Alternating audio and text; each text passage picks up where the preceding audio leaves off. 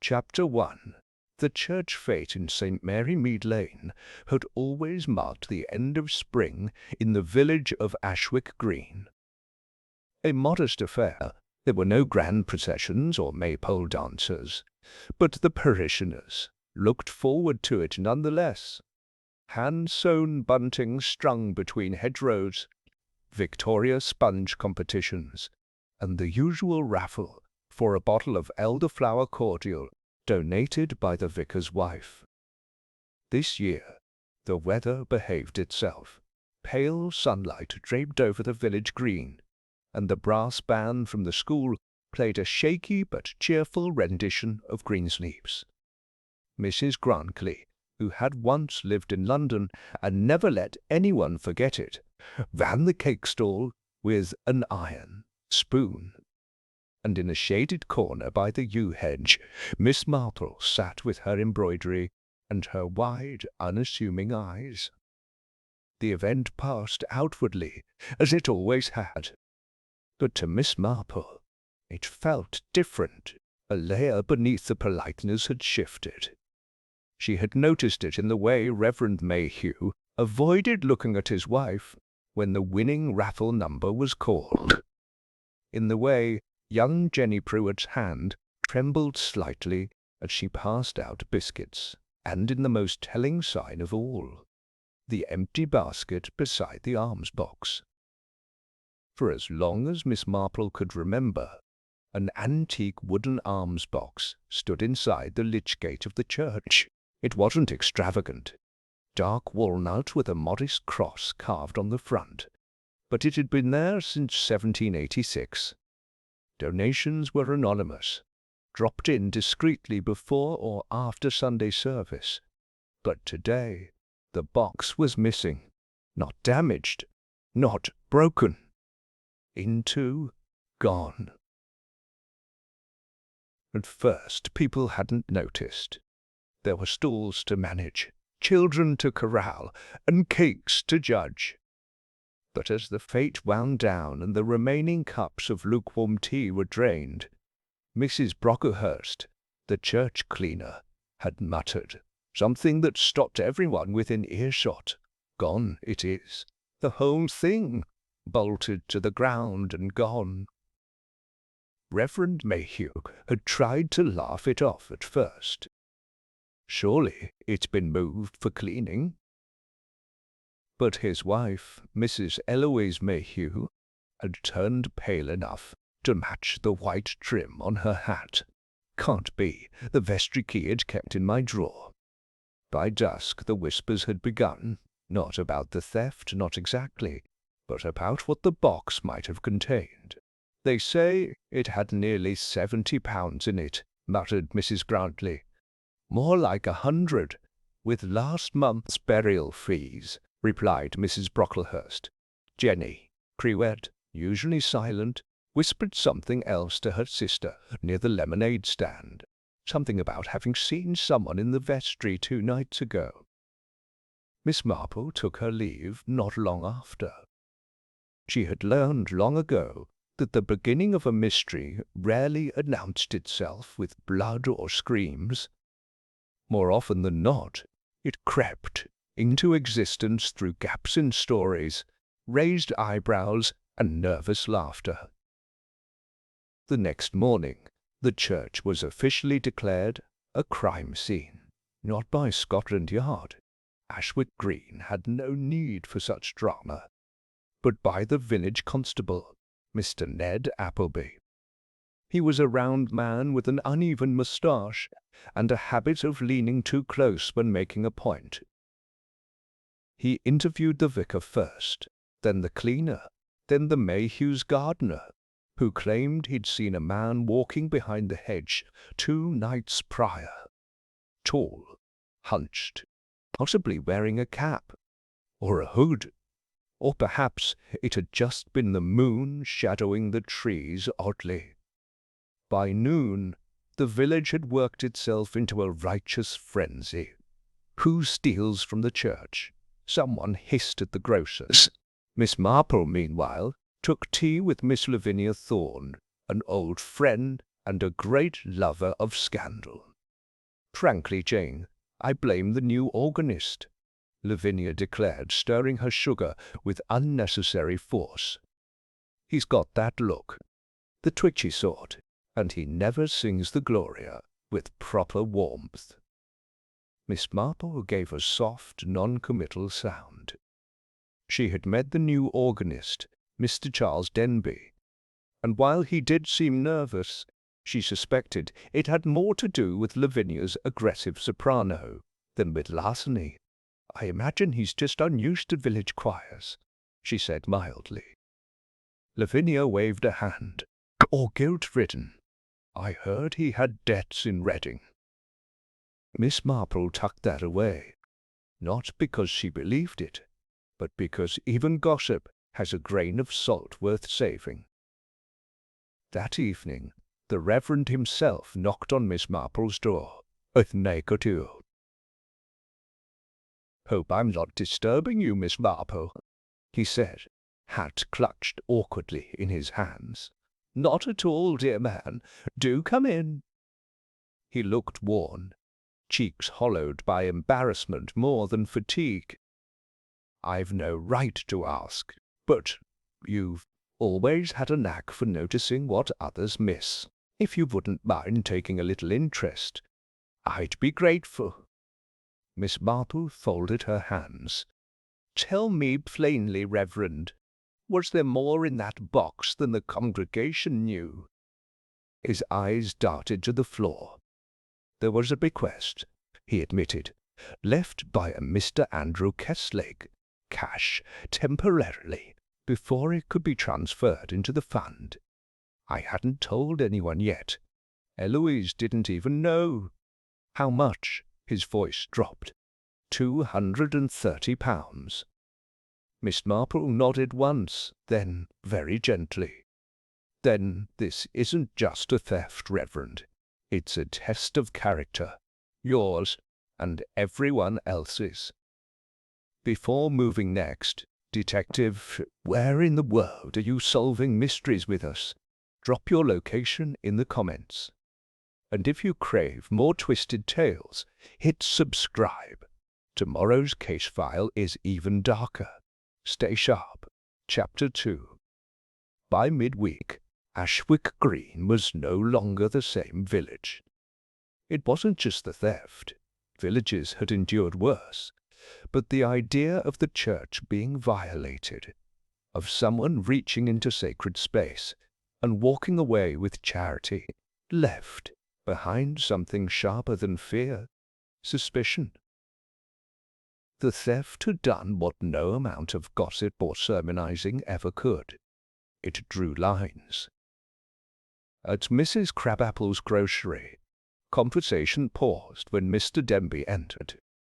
The new organist, once greeted with warm curiosity, now collected his biscuits in silence, under watchful eyes. He offered a timid smile at the counter. "Lovely weather," he said. Mrs. Crabapple didn't reply. At the bakery, a similar chill met Eloise Mayhew. Though she held her head high, Miss Marple noticed the subtle changes. How Mrs. Grantley handed her change without her usual patter. How two women near the door suddenly remembered urgent errands elsewhere. The entire village had become a study in glances and exits. Miss Marple, for her part, did what she always did. She listened. That afternoon, she stopped at the post office for stamps and a word with Miss Temple, the postmistress who was sweeping behind the counter with unnecessary vigor. "Such a terrible thing," Miss Temple muttered as she folded a parcel. "I told Constable Appleby I saw someone near the church that night." "Oh?" Miss Marple's tone was soft. "Yes, well, not near it, precisely, but walking up the lane just past dusk. A figure, hooded, strange sort of limp. I thought it was Mr. Cooper from the allotments, but he waved with his left hand. Mr. Cooper's a righty, observant of you," Miss Marple said. "I don't like things going missing. First the alms box, then my milk order went astray on Monday. Whole place feels unsettled. Miss Marple tucked that detail away too. The limp was worth remembering. So was the left-handed wave. From there, she visited the vicarage garden under the pretext of delivering her lemon curd. Reverend Mayhew was trimming hedges badly, and his wife was seated stiffly on a bench with a book unopened in her lap. "You mustn't worry too much," Miss Marple told them. "Even sacred spaces invite temptation." Eloise's lips pursed. "That is not comforting." "No," said Miss Marple, "but it's true." The vicar offered a hollow chuckle. "You know the worst part? I thought for a moment it might be one of the children from the youth choir. Something foolish, mischievous." Miss Marple's eyes flicked up. "You've had a trouble before." He hesitated. "Not quite trouble, but we've had friction. One boy, Andrew Blake, has been difficult. He skipped practice 3 times, and Eloise caught him smoking behind the chapel last month." "I didn't just catch him," Eloise said coldly. "He laughed when I told him off." Miss Marple nodded. "And his parents?" "Unhelpful," Eloise said at once. "His mother, Mrs. Blake, thinks it's just a phase. The boy's rude, arrogant. Still," said the Reverend quieter now, "it seems a cruel thing to suspect him of theft." "Yes," Miss Marple murmured, "cruel, but you did consider it." He looked down at his shears. Later that day, Miss Marple took her usual walk past the churchyard. She paused, as she often did, near the lich gate, where the alms box had once sat, fixed firmly to the stone post. The area was now strangely bare, not just empty, but disturbed. She knelt carefully beside the base, brushing back a few scattered pebbles. Just as she suspected, scratch marks along the metal bolt holes. Something had been unscrewed with a blunt tool. Not clean, not practiced, hasty. She rose and dusted her knees. Across the lane, someone was watching her. Jenny Pruett stood outside the general store, arms folded. When Miss Marple offered a wave, Jenny didn't wave back, but she didn't look away either. That night, Miss Marple invited Ivy Sims for tea. Ivy had lived in Ashwick Green her entire life, and knew everyone's business without seeming to pry. "I wouldn't put it past Eloise Mayhew," Ivy said, nibbling on a scone. "Not to steal it, but to cover it up." "Oh?" Miss Marple asked. "She likes things neat, doesn't she? Appearances, reputation. What if someone close to her did it? That would ruin everything. She'd rather protect a thief than admit the church was compromised. She'd rather protect herself." Miss Marple stirred her tea. "Do you know if the vestry was locked that night?" "It always is. Only Eloise and the Reverend have keys." "Not the organist?" "No, he's only temporary." Miss Marple nodded. "And Andrew Blake delivers coal to the rear hall on Thursdays, but not since last week. Why not?" "Apparently there was a disagreement. Mrs. Mayhew told Mrs. Blake that her son was no longer welcome on church property, loud enough that it echoed through the market square. That was significant. A church boy banned suddenly, pride wounded, and the alms box disappeared within days. It would be easy, Miss Marple thought, to settle on him. Angry boy, troubled, motive, proximity, opportunity. But easy rarely meant correct. She glanced at the note she'd written earlier that day. Left-handed figure with limp. vestry key only with Mayhew's. Screws forced, not picked. No signs of planning. And then another line, added after her chat with Ivy. What if the theft was meant to be found? Chapter 3. 2 days after the church fete, the vicar's garden roses began to droop. Miss Marple, walking past the vicarage with her parasol and sharp eyes, noticed more than the neglected blooms. Reverend Mayhew was in the yard again, this time elbow deep in soil, his collar undone and hair damp with sweat. "May I?" she asked, peering over the fence. He looked up, surprised. "Miss Marple, of course. Forgive me, I've taken to gardening with something like desperation. I've always found soil a better listener than most people." He gave a wan smile. "It's the silence that gets to me. Eloise barely speaks. People avoid the vicarage. They think I've lost control." Miss Marple tilted her head. "And have you?" The vicar chuckled softly, though it didn't reach his eyes. "I don't know. I trusted the order of things. Faith, habit, honesty." Miss Marple leaned her arms on the gate. "It isn't the theft that's unraveling people, Reverend. It's the idea that someone among us crossed that line, and everyone else wondering if they'll be the next name whispered about." He nodded.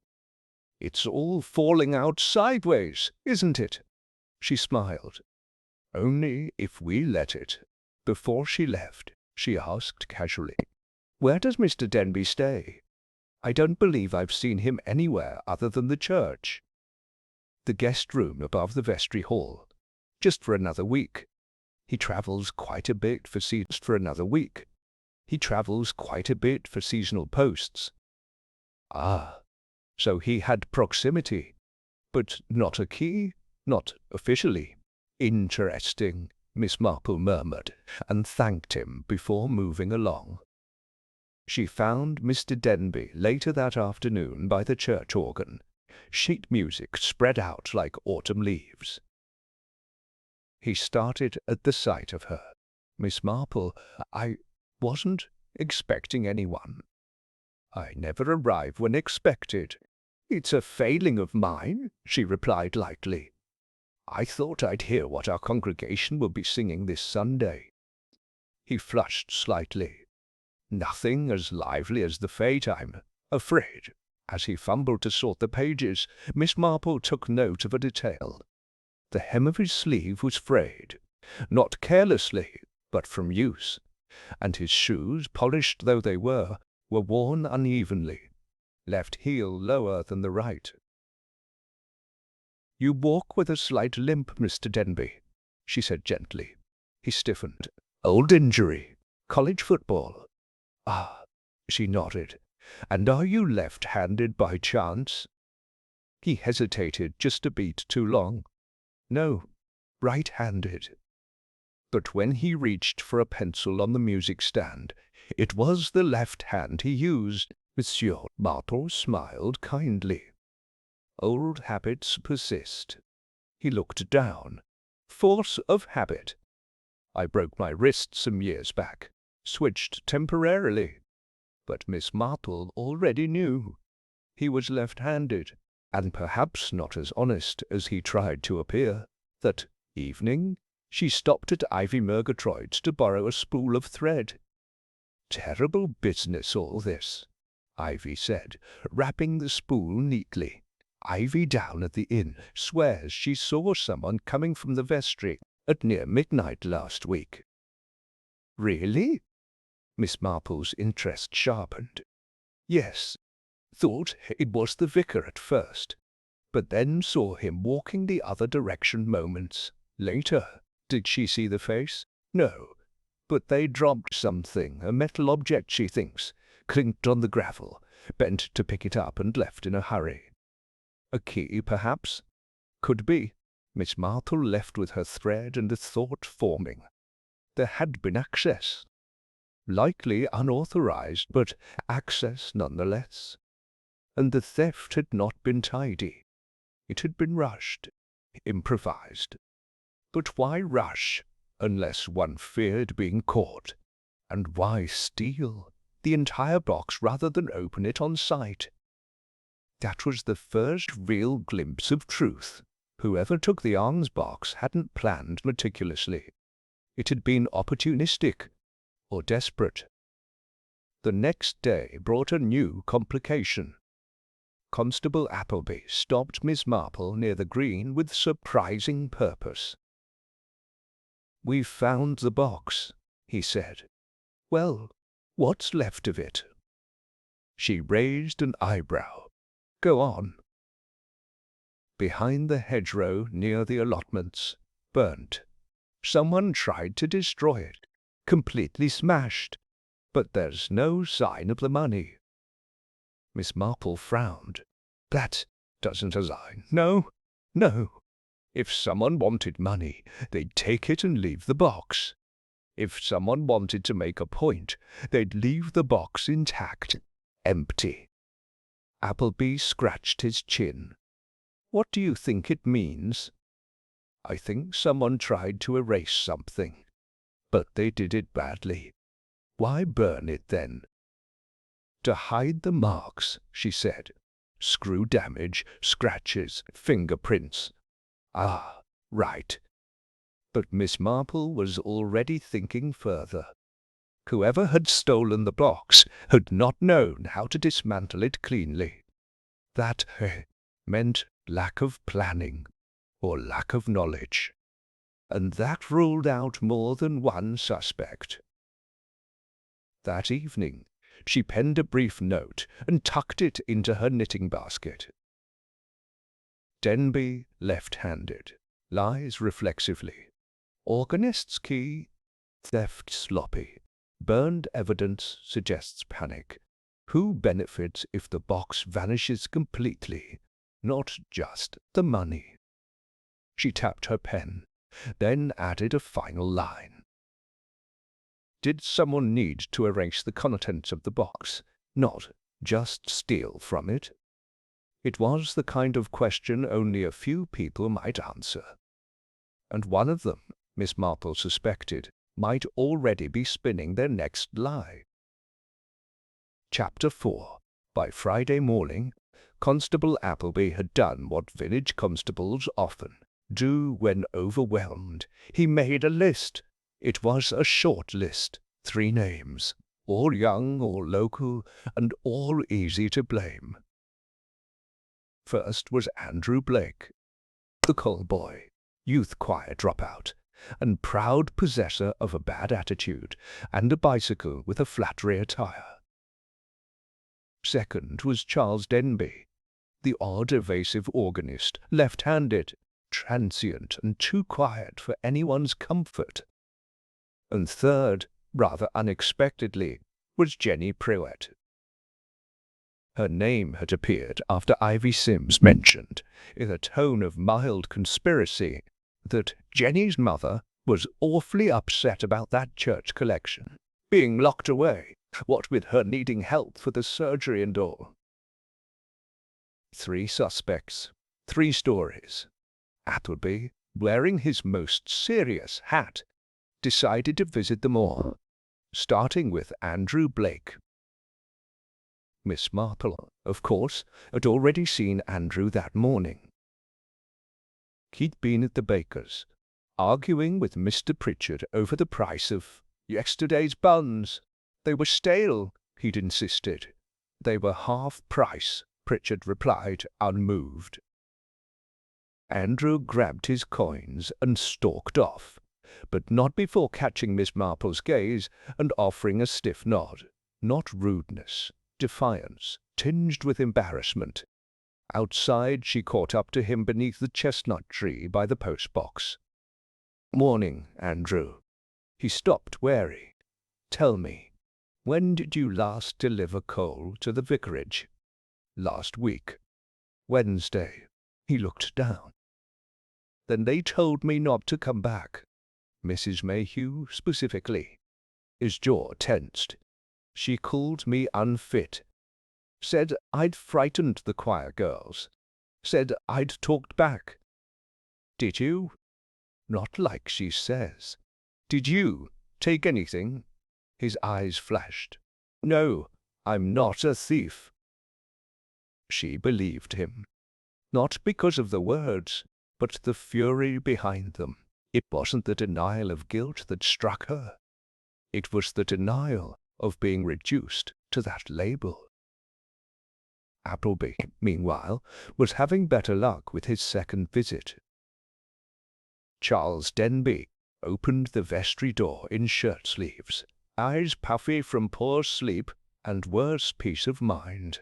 "Mr. Denby," Appleby began, I'm here regarding the missing arms box." I assumed as much. He stepped aside, allowing the constable into the cramped, tidy space. "Ask what you like. I've nothing to hide." But his tone was brittle, overly rehearsed. "You were alone in the vestry the night before the fete." "Yes. I was composing a new arrangement. The hymnals hadn't arrived yet. No one else came by?" "No. Why would they?" Appleby scribbled a note. "You're left-handed, aren't you?" Denby blinked. Sometimes. I broke my wrist years ago." "So I heard." "Convenient. I beg your pardon." Appleby smirked slightly. "Your shoes, heel wall on the left. You favor that leg." "That's hardly a crime." "No, but it matches the description of a figure seen near the church that night. Limping, left-handed, dropped something." Denby paled slightly. "That could be anyone. You can't possibly—" "Did you have access to the vestry key?" Pause. "I may have seen where it was kept." Appleby stepped back. "So you were alone. You knew where the key was. You matched the witness account, and the next morning the arms box is gone." "I didn't take it." Appleby didn't respond. He just closed his notebook. Meanwhile, Miss Marple had chosen her third visit carefully. Jenny Prewett lived in a cramped cottage near the mill. Her mother was confined to bed with a bad hip and poor humour, and Jenny did most of the work, washing, cooking, nursing. Miss Marple found her tending to a line of damp laundry. "Miss Marple," Jenny said, startled, "you need something?" "Ivy, Sims told me you saw someone by the vestry last week." Jenny looked down. I might have. But you didn't tell the vicar. Or Constable Appleby." Jenny twisted the damp sheet around the line. "I didn't want to cause trouble." "For whom?" Jenny hesitated. "I thought it might be Mr. Denby, but I wasn't sure. Was he carrying anything?" "No, just hunched, like he was cold. But it was warm that night." Miss Marple nodded. "And the arms box? Would you know if it had been removed then?" She shook her head. "I didn't go near the church, not after dark. I've enough to worry about here." Miss Marple, let the moment settle. "And the hospital bill for your mother?" Jenny froze. "I hear it's steep." She nodded tightly. "We manage." "But you might not, for long." Jenny's chin trembled. "You think I stole from the church?" "I think people do difficult things for the ones they love. But the truth always comes through, not in the crime, but in how people carry it after." Jenny said nothing. Her hands trembled slightly as she pinned another sheet. That evening, Miss Marple reviewed her notes. Andrew Blake. Motive, resentment, but too proud. Likely innocent. Charles Denby, mismatched answers. Denies access, but matches description. Nervous, evasive. But is that guilt or fear? Jenny Prewett. Financial need. Didn't report sighting, but no signs of haste or panic. Emotionally fragile. But that doesn't mean guilty." She tapped the pencil against her notepad. They all had something to hide, but not necessarily the same thing. She added one more note beneath a line. What if the person who took the box wanted to take something else inside it? Chapter 5. It was the sort of rain Ashwick Green was known for. Polite, persistent, and indifferent to umbrellas. Miss Marple, however, did not mind. She welcomed weather that cleared the lanes of gossipers and forced people indoors, where their truths often rose to the surface, unguarded. She made her way to the church, ostensibly to check on the flower rota, but in truth she wished to see the vestry alone. The building was quiet when she arrived, only the sound of water tapping gently against the stained glass.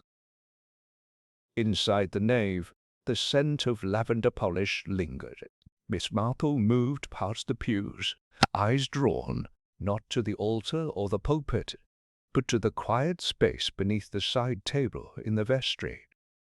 A place most wouldn't look, and there it was, a piece of wax. Not candle wax. It was too soft, too pliable, not naturally dropped. She knelt, lifted it gently with a handkerchief, and turned it over. The shape was unmistakable, the stub of a wax seal. Faint, but still visible, a partial crest, possibly a bird or feather. It had been pressed and broken recently, the kind used to seal envelopes of importance. Miss Marple stood slowly. A sealed letter, then, once kept in the alms box. The box hadn't just held coins, it had held something more personal, something sealed, and someone had wanted it removed. Later that morning, she paid a visit to Mrs. Eloise Mayhew. The vicar's wife greeted her stiffly, ushering her into the drawing-room that always smelled faintly of lemon oil and starch. "To what do I owe the pleasure, Miss Marple? I was wondering, Eloise, did your husband ever mention a bequest?" Mrs. Mayhew frowned. "Only in passing, from an elderly man. Kestlake, I believe. I assumed it had been deposited by now."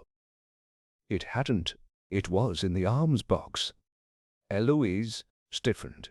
Good heavens, cash! And possibly correspondence. Mrs. Mayhew's eyes flickered. He didn't say anything about letters. Perhaps he didn't know. There was a pause, sharp and sudden. Miss Marple leaned in slightly. "Did you ever meet Mr. Kestlake?" "No. I believe he moved to the coast before I came to Ashwick Green. And yet you seem quite certain of what he did or didn't include." Mayhew rose.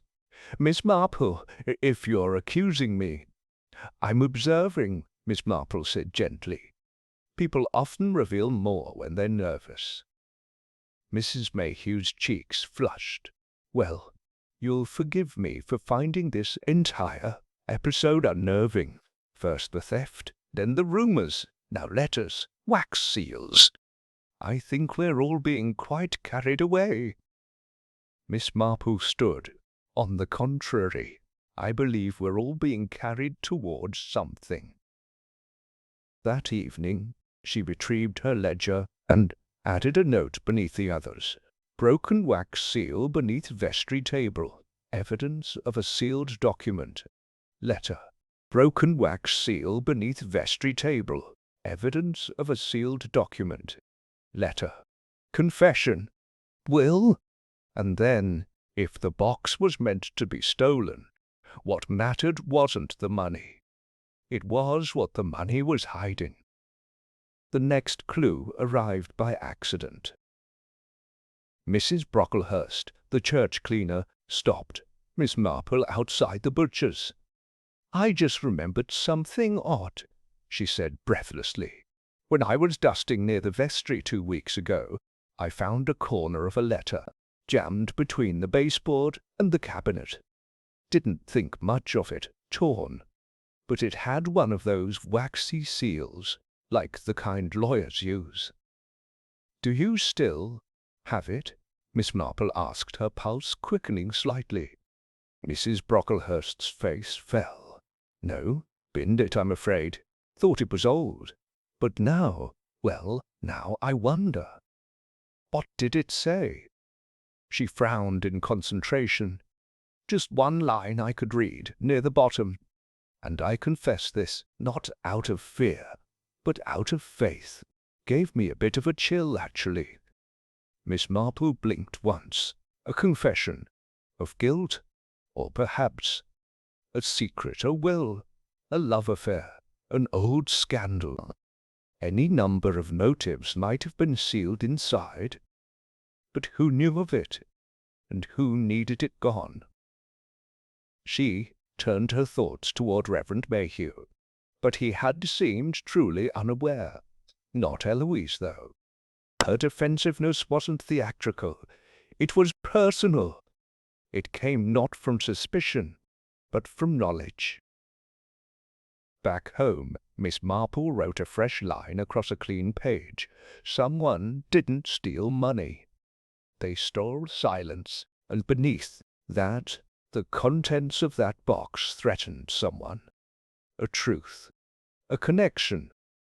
She tapped her pen slowly, then wrote, "Time to visit the solicitor." The next morning she took a short walk to the office of Mr. Farnham, the village's retired solicitor, who now handled wills and minor disputes from a creaky office above the chemist. He greeted her warmly. "Miss Marple, it's been too long." "I wonder," she said, "if you handled the estate of a Mr. Andrew Kestlake." Farnham pursed his lips. "Indeed I did. Quiet man, no direct family. Left a modest sum to the church, and a sealed letter to be included with the bequest." Miss Marple nodded. "Was it ever opened?" "No. I delivered it with the cash envelope. Reverend Mayhew signed the receipt." Miss Marple's eyes narrowed. "Then whoever took the box wanted that letter." Farnham's brow furrowed. "But why?" "That, Mr. Farnham, is what I intend to find out." Chapter 6. Gossip in Ashwick Green had always been like ivy. Quiet, creeping, and nearly impossible to remove once rooted. But after Miss Marple's quiet visit to Mr. Farnham, the ivy grew thicker. The theft, once whispered about with indignation, had shifted tone. No longer just a question of who had stolen, but why. The phrase "sealed letter" now surfaced in conversations with just enough theatrical hush to suggest scandal, not merely crime. And with scandal came speculation. "I've heard it was a love letter," muttered Ivy Sims to Mrs. Grantley at the bakery. "From someone who shouldn't have been writing such things." "No, no," Mrs. Grantley replied, her voice dipped in intrigue. "It was a confession. Kestlake had debts, or blackmailed someone. That's why it was burned." Jenny Pruett, overhearing this while collecting her mother's scones, slipped out the door before paying. Miss Marple, sitting at a table by the window, took in the scene quietly. She noticed the way Eloise Mayhew had stopped attending morning prayers, the way Mr. Denby now lingered outside the church, hesitant to enter, and the way the Reverend had begun walking with the slow deliberation of a man carrying a weight no one else could see. Everyone had something to lose, and it was beginning to show. She began to trace the strands. First, the Pruetts. Financial need, yes, but also shame. Jenny had grown thinner, more withdrawn, avoiding eye contact in the street. Not guilt, Miss Marple thought, but fear, the kind that grows when truth edges close. Then Charles Denby. Since her observation of his left-handedness, he had become cautious, overly so, but not hostile. And when Ivy Murgatroyd mentioned seeing him place a package at the post office, addressed to a music school in Manchester, Miss Marple considered the possibility that he was preparing to leave. Flight often meant guilt, but not always of the crime. Sometimes only the guilt of knowing. Later that afternoon she called on the Reverend once more. He looked tired, deep tired, the kind that reached the bones. His collar was askew, and his study smelled faintly of pipe smoke and damp paper. "I've begun to remember things," he said after pouring tea. "Oh?" He leaned back in his chair. "Kestlake. I visited him once, months before he died. It was meant to be a pastoral call, but he insisted on speaking about mistakes, things buried too long. At the time, I thought he was rambling." "Did he mention anyone by name?" "No, only said the church should know the whole of it, not just the part they paid attention to." I assumed he meant confession. Miss Marple nodded. "Or legacy." The Reverend rubbed his forehead. "I should have told the bishop." "But you didn't." He looked at her. "Because I didn't want to know what he meant." And that, Miss Marple thought, was the truest thing he'd said. By the weekend, a new rumour took hold, that Kestlake had once been engaged to a woman in the village, a woman now married to someone else. Names were tossed like dice. Mrs. Crabapple.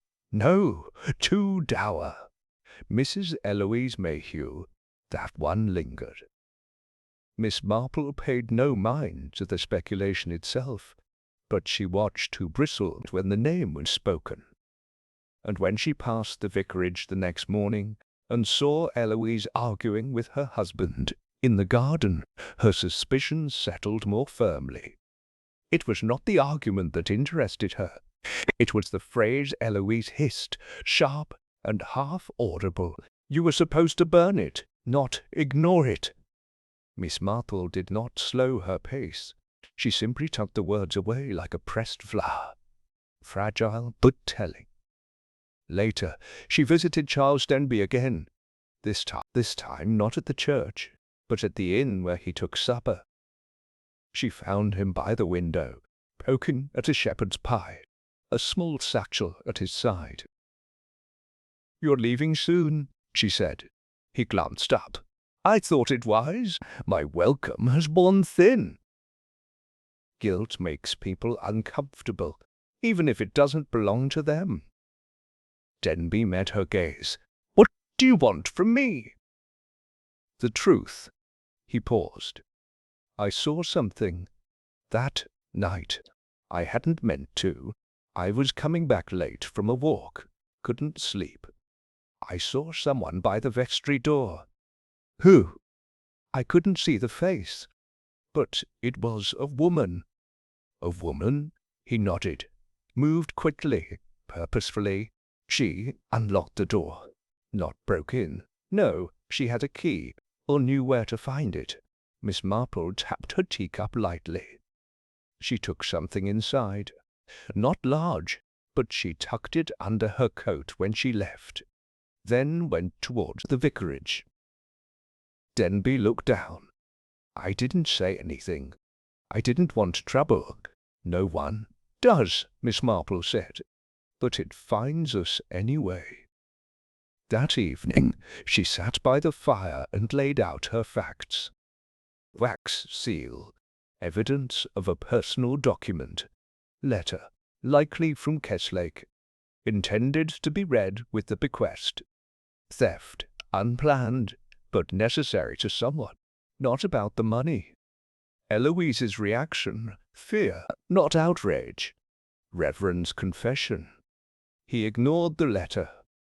Denby's sighting, woman, vestry. After dark, she added one last note. Who needed that letter gone? More than they needed the money? The answer, she suspected, had been hiding not in the shadows of the church, but within the house that claimed to guard its soul. Chapter 7. It was Ivy Murgatroyd who found the second envelope. She had gone into the churchyard early, hunting snails near the west wall. For the hens, she would later explain, though few asked for clarification. What she found, nestled beneath a cluster of ivy at the foot of the old stone font, was a weathered envelope wrapped in oilskin and sealed, unbroken. She handed it to Constable Appleby with dramatic flair and the caution of someone handling an unexploded shell. Appleby, to his credit, took it seriously. Within an hour, the vicar, Miss Marple, and Mr. Farnham, the solicitor, were gathered in the vestry, the envelope resting like a relic on the table. "This isn't the one from the box," said Farnham. "Different wax. No crest." "But the writing matches," Miss Marple murmured, her eyes narrowing. "It's Kesleg's hand." The Reverend looked pale. "How did it get outside?" "Perhaps it was meant to be found," Miss Marple replied. Appleby cleared his throat. "I think we should open it." There was no objection. Farnham carefully cracked the seal, slid out a single folded page, and read aloud. "To the Reverend Mayhew, and whomever else it may concern, I make this confession now, not to protect myself, but the truth. Years ago, I was party to a decision that buried what should have been brought to light. A child was born, a woman shamed, and a name erased. That child was taken elsewhere, under false pretenses, and I, having witnessed it, said nothing. But I have since come to see silence as complicity. The mother still lives, as does the child, though they do not know each other. If this letter is read, the truth will out. If it is destroyed, I trust someone else will have the conscience I lacked. Andrew Kesleg." The room fell into a heavy, electric silence. Reverend Mayhew sat down hard. Miss Marple, unblinking, watched his wife, Eloise. Mayhew stood very still. One hand trembled just slightly at her side. Constable Appleby spoke first. "Who was the mother?" "I don't know," the Reverend whispered, but Miss Marple was not watching him. She was watching Eloise. Later that evening, word spread, swift as always, a child hidden away. They say it's someone in the village. Ivy says it's Mrs. Grantley's niece, had her in secret in 1902. No, it's Jenny Pruett. Always knew there was something strange about her." Miss Marple ignored the noise. The true signal was never in the shouting, but in who stopped talking. Jenny Pruett did not come to collect the milk. Charles. Denby remained at the inn, eyes wide with unease. But it was Mrs. Eloise Mayhew, who, for the second day in a row, did not attend morning prayers. Miss Marple found her in the garden that afternoon, staring down at the hydrangeas. "Isn't it strange," Eloise said without turning, "how some things bloom even when they're neglected?" "I don't find it strange at all," Miss Marple replied gently. "They bloom for themselves, not for those who plant them."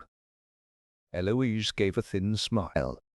"You think I stole the box?" I think you had a very strong reason to want that letter. Go on." Eloise's fingers clenched around the stem of her gardening shears. "You knew what was in it," Miss Marple continued, "or enough to fear it. You went to the vestry. You unlocked the door. You removed the letter and, perhaps not you, but someone, burned the box to hide the damage." Eloise turned sharply. "And the money?" "Collateral," Miss Marple said simply. "A cover. If the box is missing, it's called theft. If the letter alone disappears, it's something else." Eloise's voice dropped to a whisper. "It wasn't mine to tell." "But it was yours to keep hidden.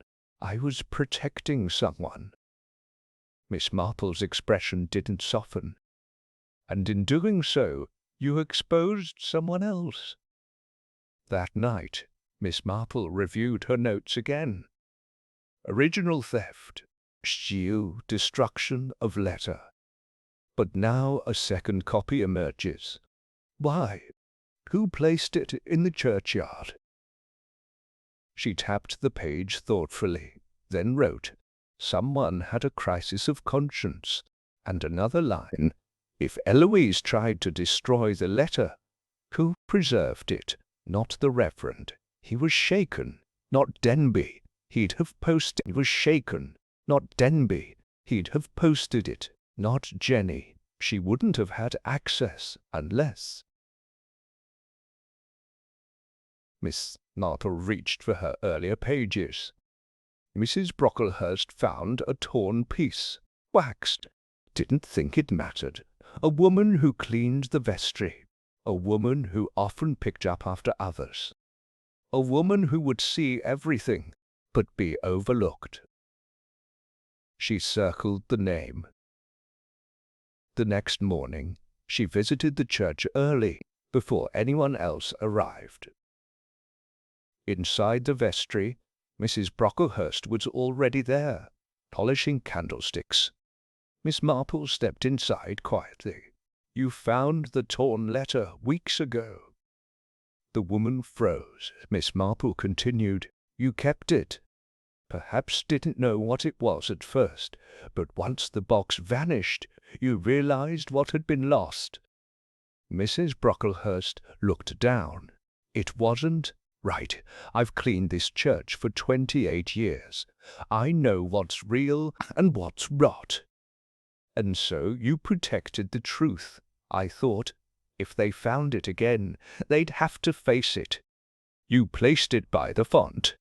She nodded, wrapped it tight. "I prayed someone honest would find it." Miss Marple nodded once. They did. Back home, she penned a fresh entry in her journal. Truth tried to bury itself, but it roots too deep to stay hidden. And then, quietly beneath it, now comes the test. What will they do with it? Chapter 8. Miss Marple had always believed that the truth, like a loose thread, required only the gentlest tug to unravel the whole garment. No shouting, no dramatics, just one small movement at the right moment. By Sunday morning, she had her thread. The church congregation filed in as they always did, hat brims bobbing, gloved hands folded in quiet anticipation. But the energy in the nave was different, tense, compressed.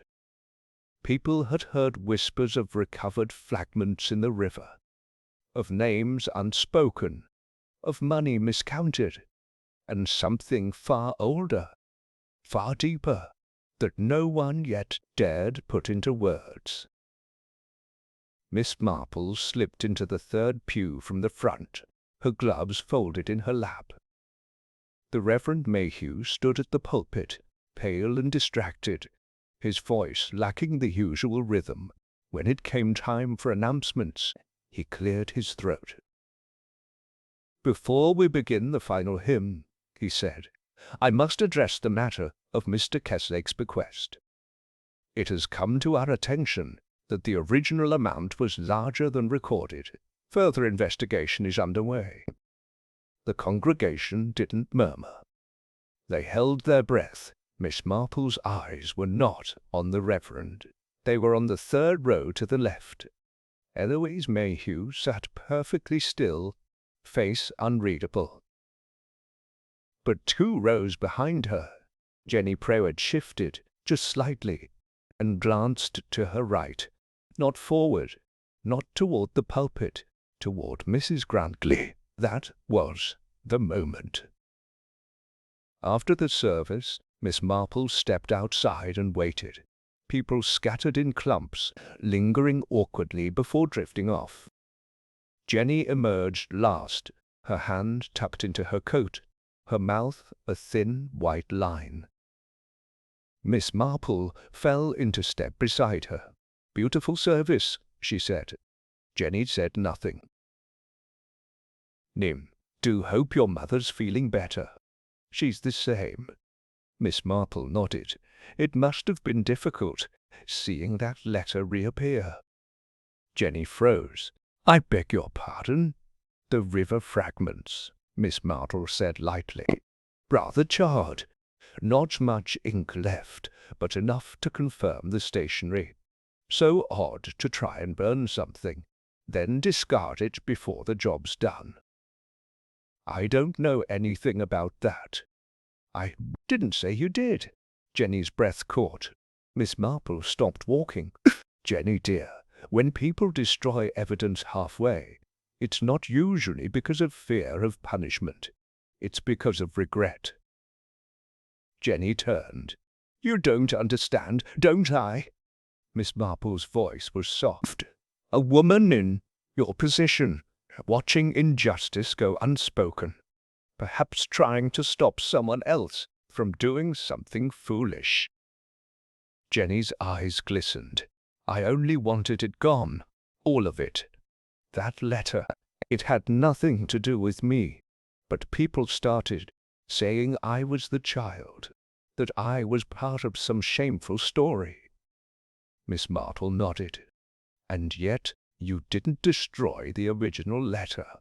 Someone else found it. Someone else left it at the font." Jenny looked away. "I didn't mean to hurt anyone." "You didn't. You panicked. That's not the same as guilt." She left Jenny there, standing by the hedge, trembling with the kind of relief that comes from not being accused of what you already punished yourself for. Miss Marple's next stop was the vicarage. Eloise Mayhew met her at the drawing-room door. "I thought this was coming," she said coolly. Miss Marple entered without waiting. "You didn't burn the letter, but you knew of it." "I suspected." "Then why not say so?" "Because it would make my husband look like a fool. Was entrusted with something serious, and he ignored it. You feared for him, I feared for us. We've built a life, Miss Marple. He is not perfect, but he is good. And I do not believe we must all suffer endlessly for things done long ago by others." Miss Marple's gaze remained steady. "Even if they involve a hidden child?" Eloise paled. "I don't know who that letter was about, and I don't want to know. That letter should have stayed buried." "But someone didn't agree." Eloise's voice cracked. "Then they should be the one to explain it, not us." Miss Marple left without another word. She had one last person to see. At the inn, she found Charles Denby preparing to leave, his small case packed and coat folded neatly over one arm. "I thought you might come," he said. "Did you leave the second letter?" He shook his head. "I wish I had. But no, it wasn't me." She believed him. He paused. "But I know who might have." Miss Marple waited. "I saw Mrs. Brocklehurst that morning, the day after the fete. She was at the church early, earlier than usual, carrying a small parcel." Miss Marple nodded slowly. "She's been in that church longer than anyone, long enough to know when something's wrong, even when it's not her place to say it." Denby sighed. So she became its Denby sighed. So she became its conscience. "And you?" "I came here looking for a name. I ended up finding the only man in the family who had any decency after he died." Miss Marple touched his arm gently. "Sometimes the dead say what the living never dared." That evening she added the final lines to her notebook. Mrs. Brocklehurst preserved the truth. Jenny Pruett feared becoming it. Eloise Mayhew tried to silence it. Charles Denby was its heir. In every way but blood, the theft was never about money. It was about erasing shame, about hiding love, about refusing to acknowledge what one man refused to carry to his grave. She closed the book. The truth was out, and tomorrow would bring its consequences. Chapter 9. It was Monday afternoon when Miss Marple invited them to tea. Not everyone, just the ones who mattered now. Eloise and Reverend Mayhew, Charles Denby, Jenny Pruett, Mrs. Brocklehurst, and Constable Appleby, who arrived with an air of polite confusion and a notepad he barely used. They gathered in Miss Marple's parlour, where everything smelled faintly of lavender polish and lemon sponge. Tea was poured, shortbread passed, but the room remained tense like a held breath. Miss Marple didn't raise her voice. She never needed to. "I thought it best we all sat together," she began, "because each of us has held a piece of this story, and no single piece was enough to see the whole." She turned to Charles first. "You came to Ashwick Green under your mother's name, not knowing your grandfather had left you an inheritance, or that he carried a heavier legacy." Charles nodded once.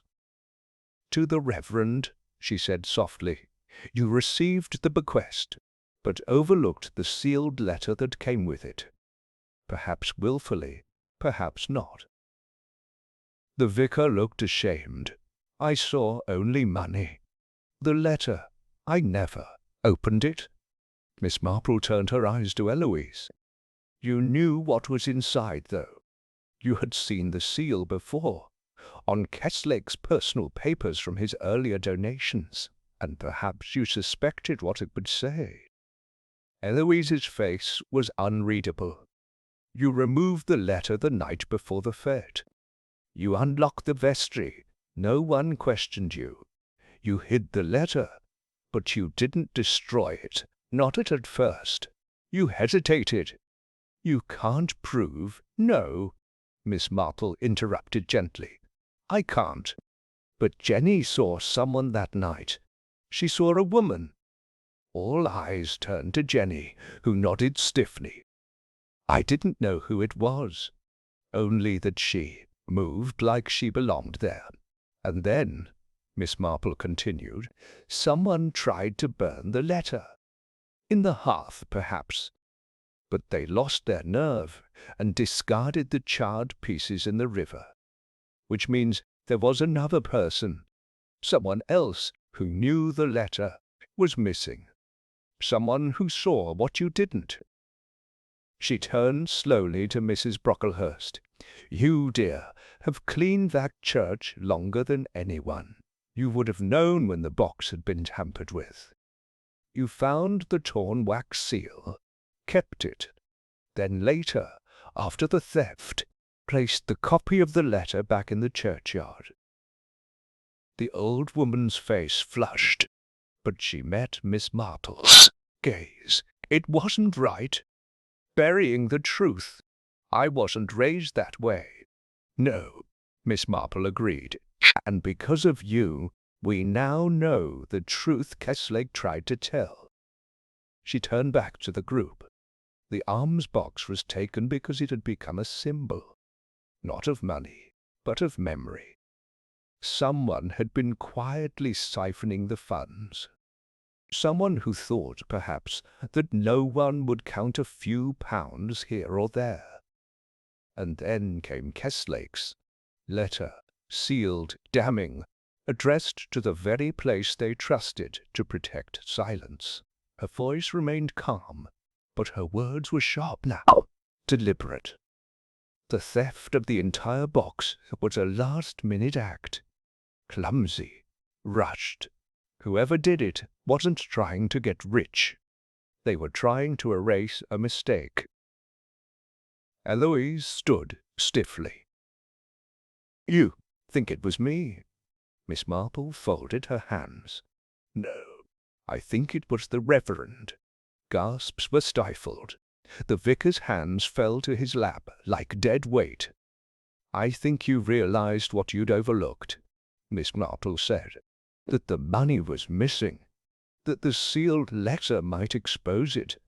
And when Eloise confessed she'd seen it, maybe even hidden it, you panicked. You burned the letter or tried to.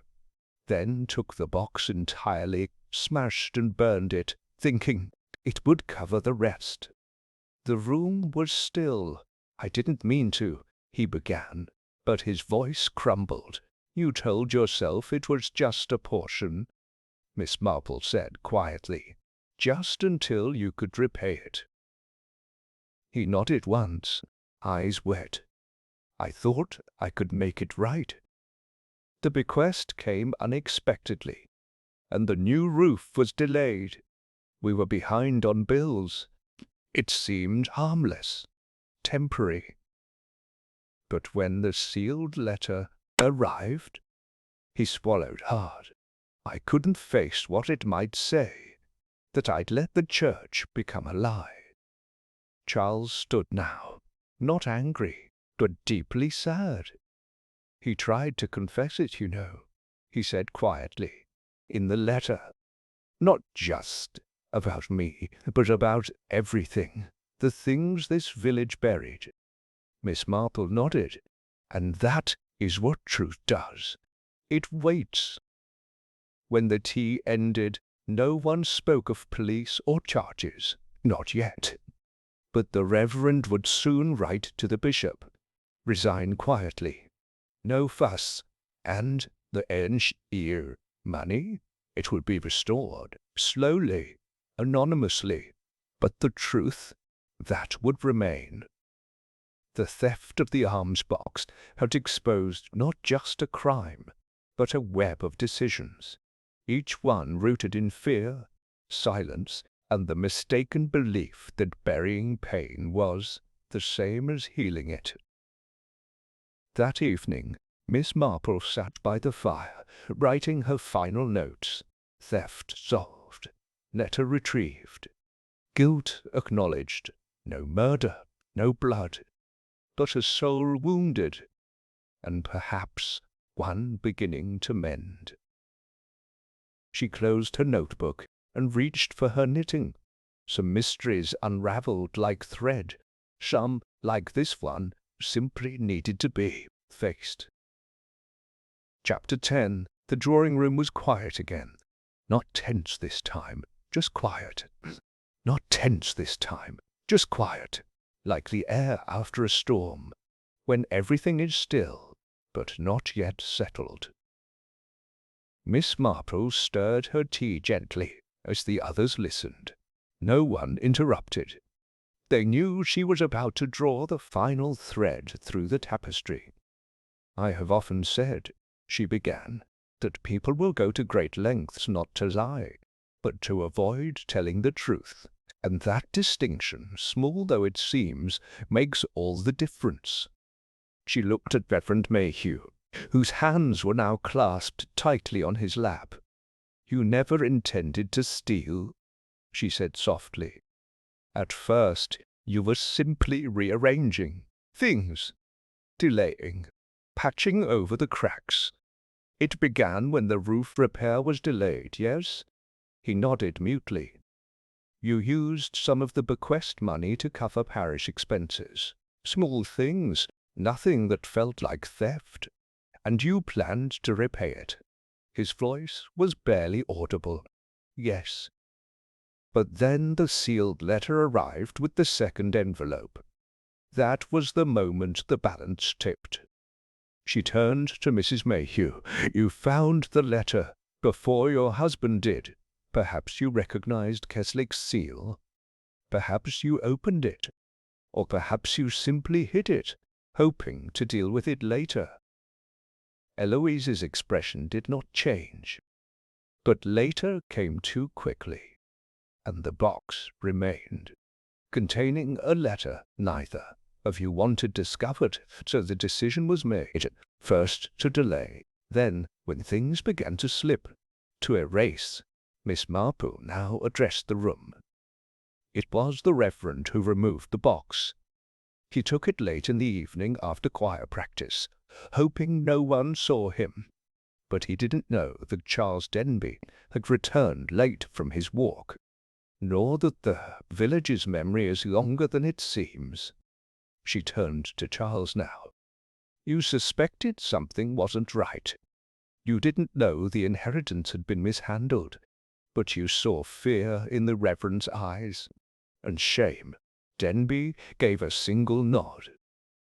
Meanwhile, Jenny Pruett, caught in the crossfire of rumour and guilt, tried to burn the remaining fragments of the letter, not because she had anything to hide, but because she didn't want to become a symbol in a story she didn't understand. Jenny's eyes welled slightly, but she didn't speak. And then there was Mrs. Brocklehurst, Miss Marple continued, who, bless her, recognized the weight of a silence growing too large. She recovered the torn seal. She remembered what was missing, and she made the brave choice to give the truth one last chance to be seen. She glanced gently at the older woman, who nodded once with solemn pride.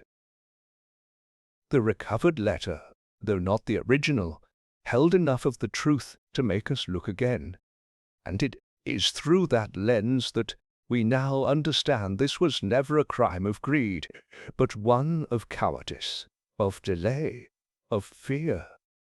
Miss Marple folded her hands neatly in her lap.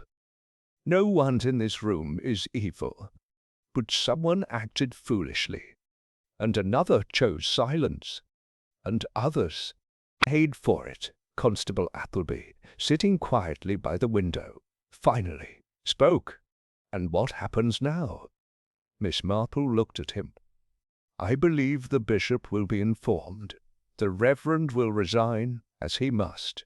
The money will be restored in time, with help. Legal action? That depends, she said, on whether you pursue it, or whether you let the community carry the burden of consequence in its own way. Appleby looked around the room, at the broken lines on every face. I'll file my report, he said, but I'll make no recommendation. After the gathering broke, Charles Denby stayed behind. I came here to understand a man I never met, he said. Now I wonder if it's better that way. Miss Marple smiled. He was not a perfect man, but he tried to make one thing right. She considered. He tried, in the only way he knew how, by writing it down. Charles nodded slowly. What happens to the letter now? It stays in the vestry records, quietly, sealed again, but with its presence noted. Those wish to read it may. And the child he wrote about? Miss Marple's gaze lingered a moment longer.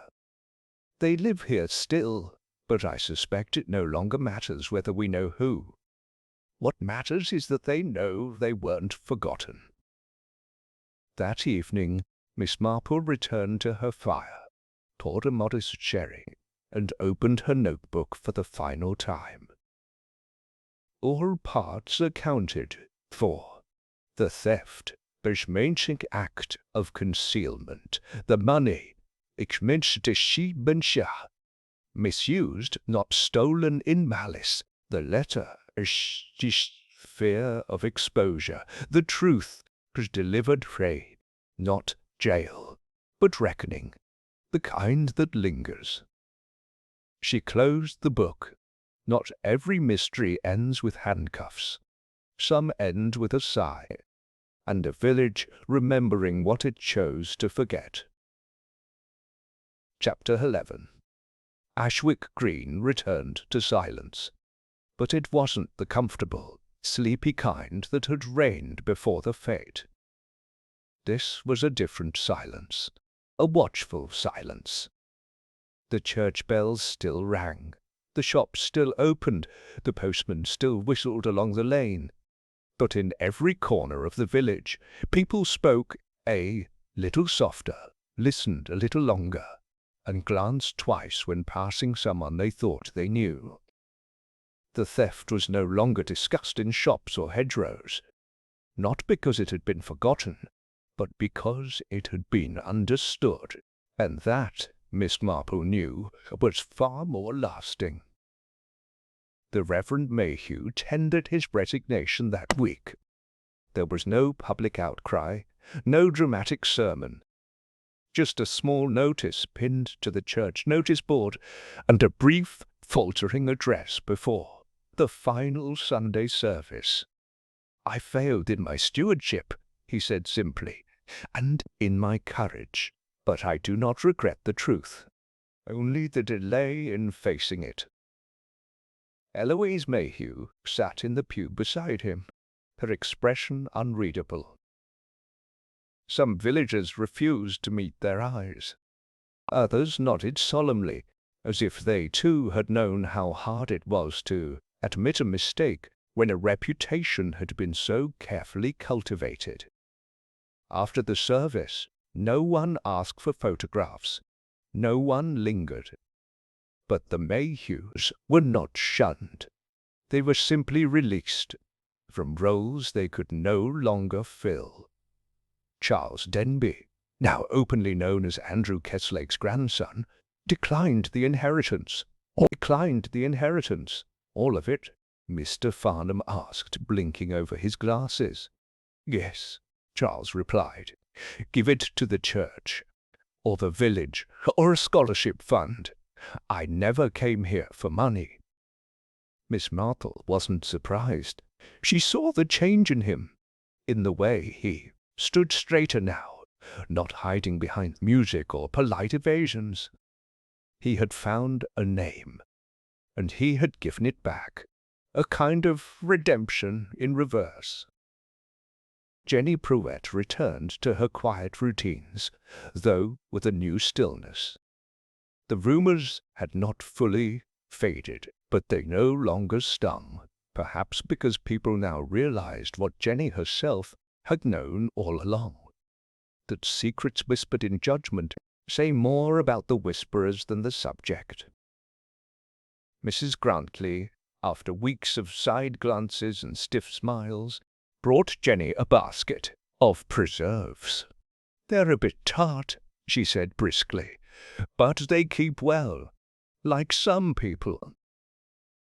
Jenny took them without speaking, but the next morning she returned the empty basket with a small tin of currant scones, a fragile truce, but a truce all the same.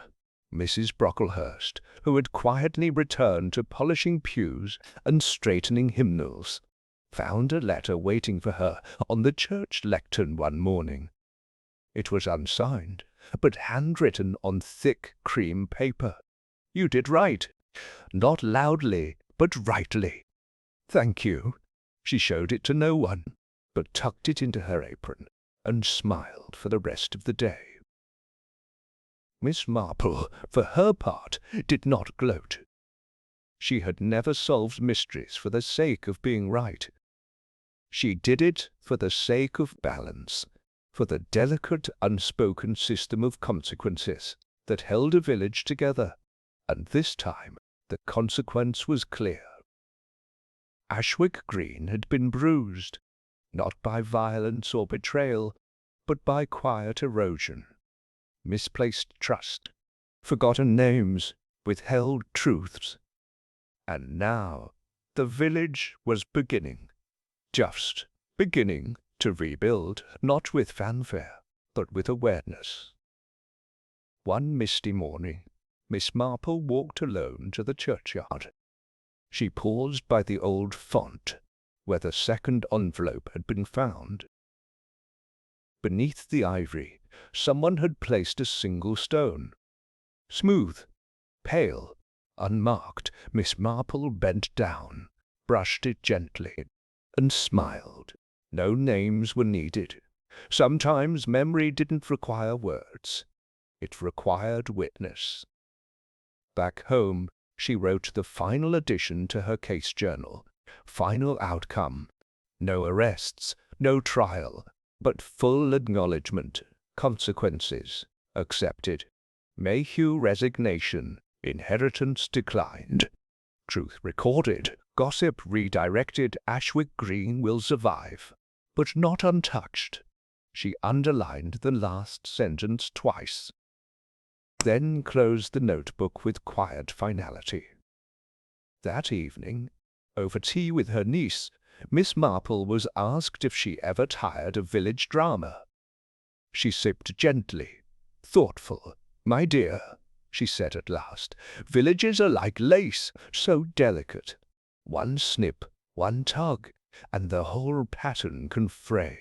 I simply do my best to mend it where I can. And when it can't be mended," Miss Marple smiled, "then one must rethread the needle and begin again, carefully." Chapter 12. The letter arrived on a Thursday morning. Miss Marple had just returned from her walk, well-timed as the sun was briefly cooperating, and was placing her scarf back on its peg when the envelope caught her eye. Heavy paper, official seal, addressed in that neat restrained script particular to church officials. It was from the bishop's office. She opened it at the breakfast table, steam from her tea curling beside the page as she read. To Miss Jane Marple, this letter serves as a formal acknowledgment of your assistance in clarifying the circumstances surrounding the late Mr. Andrew Kessler's bequest and the subsequent irregularities regarding church funds at St. Mary Mead, Ashwick Green. We have received voluntary resignation from Reverend Mayhew, accompanied by a full written statement, as well as restitution for the sum in question. No formal charges will be pursued, given the contrition expressed and the reparations made. Additionally, your observations led to the recovery of an important document, a personal letter from Mr. Kestlake, which will be preserved in the sealed parish archive. The diocese wishes to thank you for your discretion and clarity. It is often the quietest interventions that yield the most just outcomes. Sincerely, the Right Reverend Harold Quinton, Bishop of Wessex. Miss Marple read the letter twice, folded it carefully, and tucked it into her writing drawer, not as a trophy, but as a final stitch in the fabric of the case. It was done. The truth had not been shouted from rooftops, but it had been recorded, and, more importantly, believed. She walked to the vicarage later that day, a small bundle of daffodils in hand. Eloise Mayhew opened the door. She had aged, Miss Marple noticed, but not unkindly. There was a stillness in her now, like someone who had finally set down a heavy parcel she'd carried too long. "I thought you might like these," Miss Marple said, offering the flowers. Eloise accepted them wordlessly. Then, after a pause, "Do you think it's truly over?" "It is," Miss Marple said, "at least the part that matters." Eloise opened the door wider. "Would you come in? There's something I should show you." Inside, the drawing room was mostly bare. Boxes packed, books shelved for donation, a kettle resting on a wooden crate. Eloise reached into a satchel and handed Miss Marple a small notebook. The paper was brittle. The writing was unmistakable. "Kestleck's diary," Eloise said quietly. "He left it with the letter, though I only ever glanced through it." Miss Marple opened to a marked page. "I see now what damage silence does. I thought I was protecting them, but all I did was postpone their healing. I must tell the truth, even if I'm not around to help clean the wound." Another entry. A few pages later, "There is a boy, my grandson. I've never met him, but I want him to know I tried. I left what I could, something beyond money." Miss Marple closed the book, moved. "Have you shown Charles?" "I'm going to," Eloise said, before we leave." "That would be kind." "And honest," Eloise added softly. Charles Denby received the diary that same afternoon. Miss Marple saw him from a distance as he stood by the yew hedge near the churchyard, reading slowly. He didn't cry, but he looked as though someone had handed him a map to a place he didn't know he'd been searching for. Later, he knocked on Miss Martle's door. "I've decided to stay," he said simply. "They're opening a new music program at the school, and there's a flat near the green." "I think that would please your grandfather," Miss Marple said genuinely. Charles hesitated, then asked, "Do you think he meant it? That he tried?" "Believe he did," she said. "He made mistakes, yes, but he left something behind, and not just money." Constable Appleby made his last visit a few days later. He sat at her table, stirring sugar into his tea with absent-minded precision. "Submitted the final report," he said. "The bishop's satisfied. The village council's satisfied. And truth be told, I'm rather relieved not to be chasing forensics." Miss Marple smiled. "Some crimes don't need fingerprints, just footprints on the soul." He blinked. "Is that in a book somewhere?" "No," she replied gently, "but perhaps it should be." That evening, Miss Marple wrote her final entry in the case block. Last confirmation, official acknowledgement, diary evidence preserved, emotional truths faced. Village no longer speculating. Nothing loud, nothing undone, only the quiet restoration of trust. She closed the book with finality. The story was complete. No more shadows, no more guessing. And in Ashwick Green, the bells tolled once more, not as an alarm, but as a rhythm. Life moving forward. Chapter 13. Spring arrived with little fanfare in Ashwick Green. The frost retreated. Daffodils returned, and the church bells rang again, less crisp than before, but no longer burdened. The village had not changed in any grand, visible way. But beneath the surface, small shifts rippled. You could hear it in the way people greeted each other, not with the weight of suspicion, but with tentative warmth. A glance held longer. A nod meant something. Scandal, it turned out, didn't ruin a village. Silence did. And now, silence had been replaced by understanding.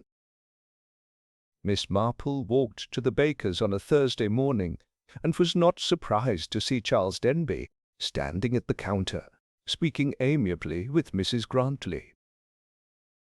He paid for a loaf of brown rye and handed her a folded flyer. "The children's choir is rehearsing on Saturday," he said. open to all ages. No auditions, just voices. Mrs. Grantley hesitated, then took it. My grandson might enjoy that. He's rather shy. Charles smiled. Shy voices are usually the most sincere. They nodded, and something unspoken passed between them. Neither apology nor confession, just a beginning. Miss Marple watched, pleased. At the church, a new interim vicar had arrived. Younger, a touch anxious and noticeably wary of Miss Marple, who he referred to as a sort of ecclesiastical adviser, I gather. She smiled and corrected him gently. No, dear, just a lady with knitting and a good memory for patterns. He seemed relieved. Eloise Mayhew and her husband had left Ashwick Green the week prior. Their departure was quiet, marked only by a single farewell tea with the Women's Guild and a thank-you note left in the sacristy. It read, "To those we've known and wronged, we leave with humility. To those we've loved with gratitude, and to those we never truly saw, with hope you will forgive us one day." The Mayhews. There was no address, but no one needed one. Some departures are better left directionless. Jenny Prewett took a job at the school as a groundskeeper's assistant. It was quiet work, mending tools, tending flowers, walking children to and from the orchard. But she seemed lighter now, and if one or two villagers still speculated that she might be that child, born from Keshlake's past, well, they did so behind closed doors and in quieter tones. More importantly, Jenny no longer flinched at the whisper of her own name. Mrs. Brocklehurst continued her cleaning duties at the church, and her presence now drew respect rather than casual dismissal. The choir boys brought her biscuits. The vicar consulted her on supply orders. Even Ivy Sims, once the village's primary distributor of gossip, had been heard telling someone at the grocer's, "She sees more than she says, that one. Knows what's worth knowing." Praise, in Ivy's language, of the highest order. One afternoon, Miss Marple sat with her niece on the green. "Do you ever wonder," her niece asked, "what would have happened if you hadn't said anything?" Miss Marple sipped her tea. "No. Not at all. Wondering implies regret," she said. "I prefer clarity." Her niece laughed softly. "And have you always been this certain?" "No, my dear," Miss Marple replied with a faint smile. "But I've always watched, and most trouble comes when people pretend not to see what's plainly there." Her gaze turned toward the church, now half covered in ivy and sunlight. "The hardest truths," she continued, "are not the ones people lie about. They're the ones people pretend are too complicated to explain. And you explain them?" "No," she said, "I reveal them. The explaining is up to them." Later, back at home, she opened her casebook one final time. Not to add a new note, but to read the final page once more. All threads tied, no questions pending. Motives faced, truth confirmed, forgiveness offered. This case was not about guilt, but the fear of being known. And the healing came not from punishment, but from honesty. She closed the book, not with a snap, but with gentle finality. Then she reached for her knitting, blue yarn this time, soft and steady, and began again, not because another mystery called, but because life, like lace, always needs another row.